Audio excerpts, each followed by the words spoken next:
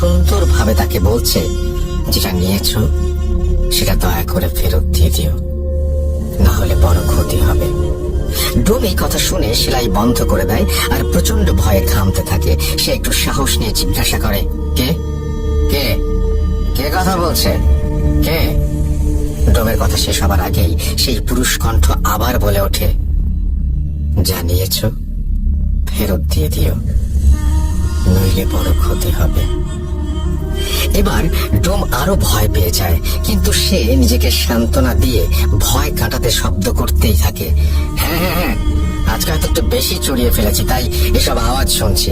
সে একটু ভয়ে ভয়ে লাশ সেলাই করতে করতে ভাবে, এই পাথরটা বিক্রি করে নেশার জিনিস কিনবো, এটা আমি ঠিক নিয়েই যাব। এরপর সে আবার লাশ সেলাইয়ে মন দেয়।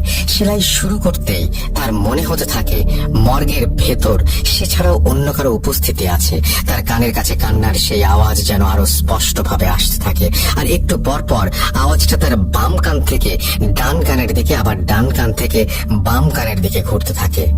পরক্ষণেই কান্নার আওয়াজ থেমে যায় আর রুমটি একদম পিন ড্রপ সাইলেন্ট হয়ে যায়। হঠাৎ সেই নীরবতা ভেঙে আবারও ডোম শুনতে পায় কেউ রুমের চারটা কোণা থেকে একসাথে বলছে, ফিরিয়ে দাও, দয়া করে ফিরিয়ে দাও, ওটা নিয়ে যেও না এখান থেকে, ফিরিয়ে দাও। ডোম সব শুনে অস্থির হয়ে নিজেকে বলতে থাকে, সব ভুল, আমি ভুল শুনছি আমি।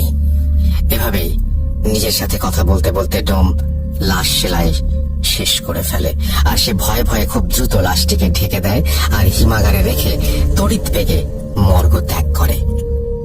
কিছুক্ষণ পর পুলিশ আসে ময়নাতদন্তের কাজ শেষ হয়েছে কিনা জানার জন্য।